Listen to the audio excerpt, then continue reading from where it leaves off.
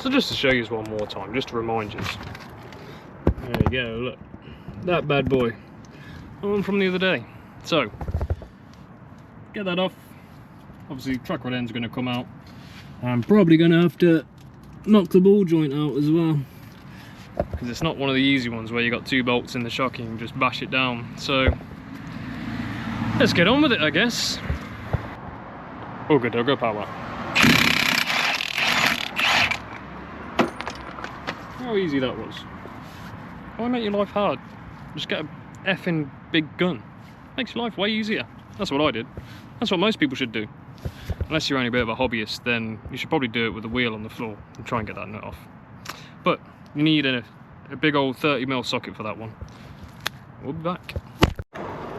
So, this is what I was trying to show you before. See all the movement in that track rod in there. Toasted! So now that's off. Just gotta get that one off, because this has got to be replaced anyway. So don't forget, crack your nut back here, 16mm here, and then just get yourself one of these great big giant batty sticks and just smash the life out of it. It'll come out in a couple of hits, maybe even one if you're that good. And also, if you want to support your local lazy-eyed mechanic, it'd be much appreciated if you just drop down here and press subscribe there, because I know you're watching. Yeah, you just press a button. It all helps. See you shortly. I had to bust out the old little fucking burner 3000 there for that one. Christ alive. Look at that state of that. Ah, hot. Ah, that burnt really badly. What an idiot.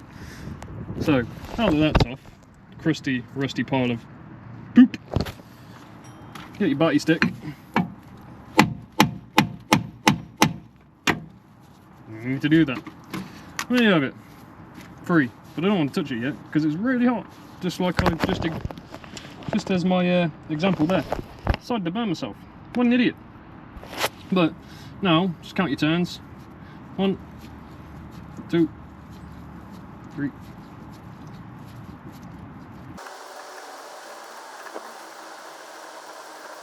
Let's call it 18 turns. So obviously after the fact it's going to need alignment, but we'll get as close as possible with this 18. See you in a sec. Now we got that out, all I did, 17 on one end, and then my big ratchet with a 16 on this end. Easy peasy, lemon squeezy, nothing to it. No, you just got to get the bloody arm out. Let's see how much movability it's got.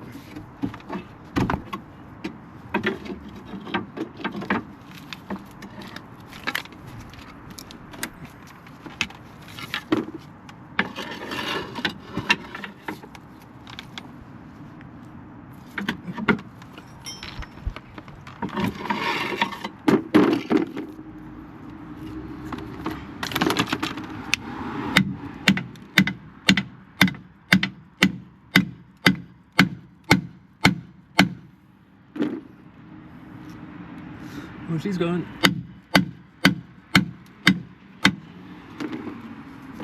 She's almost there, people. Almost there. Oh, baby.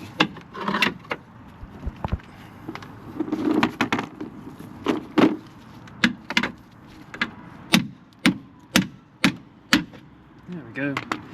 Easy as that. That's how you do that. Always the best thing you can own. Nice big lever bar. And a big stinking hammer. And be your best friends, I tell you. Now, let's get the bloody drive shaft out. Only light tippy tappies.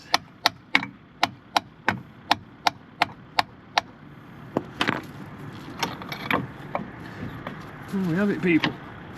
Oh no, the drive shaft.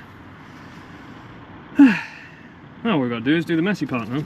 So, let's state of that. Cream crackered, my friends. Cream crackered. There's the rest of it there, look. Like I was saying in the last video that I posted. See there? The other part of it's right there. You can see that. There's the back piece of it. Right there. Front piece. Okay. Alright. It's all off. All off. All off. besides burning myself. And there is an actual stand there, by the way. Double bubble. I like to keep the jack under it and an actual stand. Just if I ever need to raise it, it's a bit easier. Just going to show you as another little tip for your DIYers out there. This is just something I do, just makes it a little less likely that the drive shaft's going to pull out. Maybe not, depends how hard you twat it will. But get your mole grips and just lock them off somewhere so the shaft, push the shaft in and you can lock it up there. So then the joints all the way pushed back into the gearbox side, and then you grab hold of the actual CV joint here on the end so you can keep it straight. And then basically when you hit it on the back, so if you hit it on the back here, makes it a lot easier for it to come off, and just pretty much just come straight off without much effort, instead of you trying to sit there fighting it, or you hit it too hard and the gearbox pops out the gearbox side, and now you're going to be refilling the gearbox as well at the same time. Just a bit of tip for you on your DIY side. We'll be back. Now time, bit of grease for you guys. Check this out. So that's what I do with the grease anyway. Do it differently, however you want. Get some to each one of the bearings. Stuff a fair bit in there. Nice and greasy like. That's the only problem about this part of the job, it's just messy, man. Nice and messy. Most of it in there. Just give it a little rubber dub dub. This is just how I do it.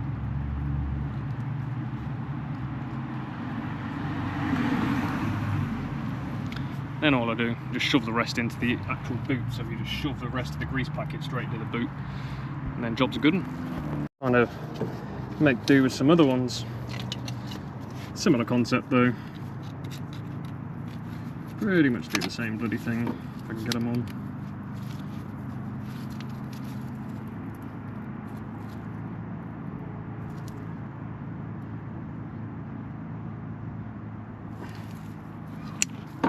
Do it. Tap down to make sure it's all in. There you go, guys. That's it. Simple as that. Job is good. Ain't going anywhere.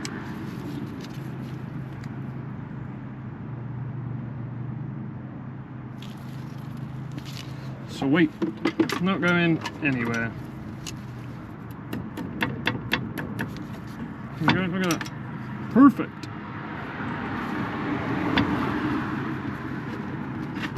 Same with the back then. Exact same thing with the back, guys. Any excess grease wiped off, because it ain't gonna look a very good job if you got bloody grease all over the brand new one, is it? And grab your next one. So if you look on it as well, there's like 3 little hooks underneath. They hook on. But to be honest, the back one, you can technically get away with just cable tying.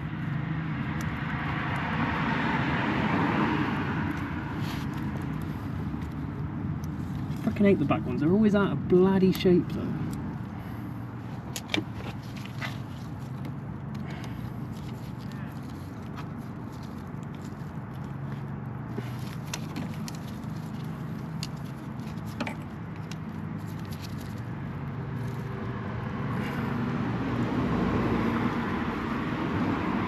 There you have it, same thing.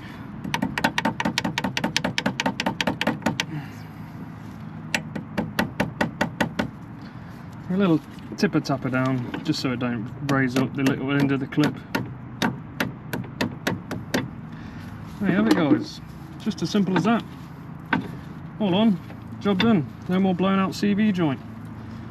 And hopefully it's been caught in time, because obviously couldn't get a CV joint for this, so gonna have to have the repair for now.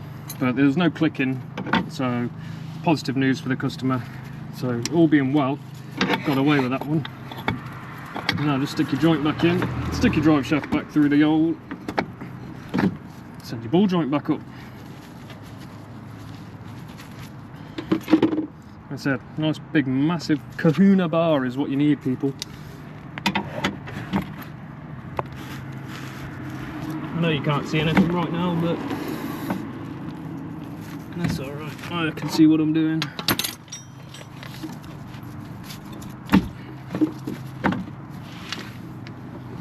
Right, falling out. Of course you have.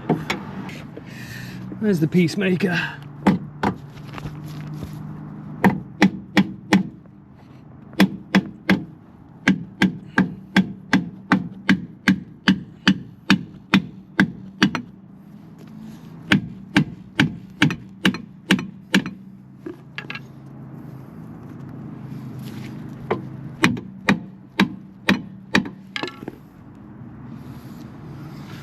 Okay, there we have it, people. CV gator done. Let's go get us. Oh yeah, don't forget to re-smack your tabs. Double protection. It's like wrapping up and being on the pill all at the same time. This is just for your DIY, guys. Just remember, these are handed. This one, nicely actually, says R. Make sure you get the right sides on there, because you'd be pretty stupid if you get the wrong ones on there. Just a heads up.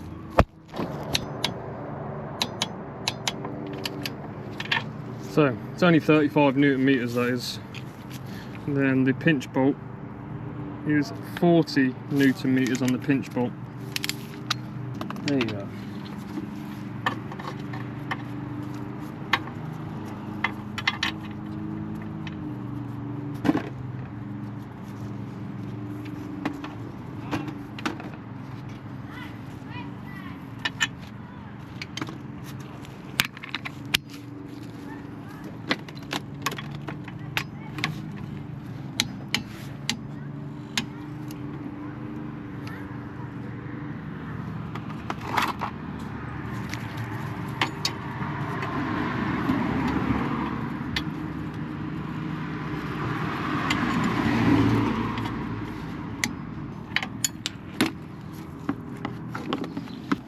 Sound. And don't forget to do your lock nut back up. Easy peasy, lemon squeezy.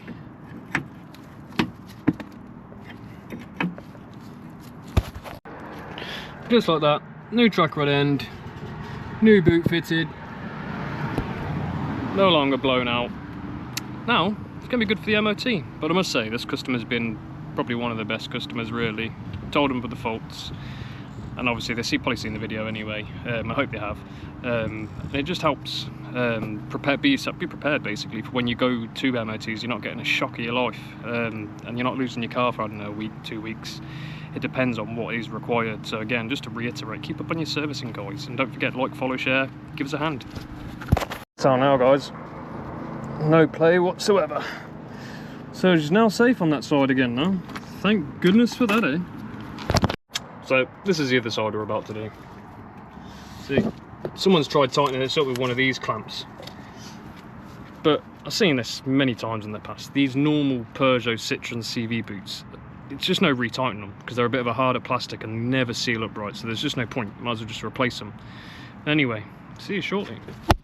Just going to show you this broken spring that I didn't show you last time. Look, right down the bottom there, nice and broken at the end. So obviously, it's a good thing we spotted that on the service last time, because it's just been a fail on the MOT. So, we'll be back. If you're wondering what that was, you need like an E18 to be able to get that out. A bit awkward. It's got to go through the actual, the bloody arm of the axle. There you have it, guys. Broken spring on the ground, and when you put it back in, just throw it in there, jack it up, and you just get your bolt back in onto the lower shock bolt. Peace. Right, guys, that's the end of that one. So it's had two messy CV boots, one really battered track rod end, and one with a slight bit of play in, and a rear spring done on it. So this is now ready for its MOT tomorrow, which the customer told us about, which again, shout out to the customer. Guy's a legend, really nice people, and we'll see you on the next one, guys. Much love. Don't forget to like, follow, share, comment, all that good stuff. We appreciate all the support, and we'll see you on the next one. Peace.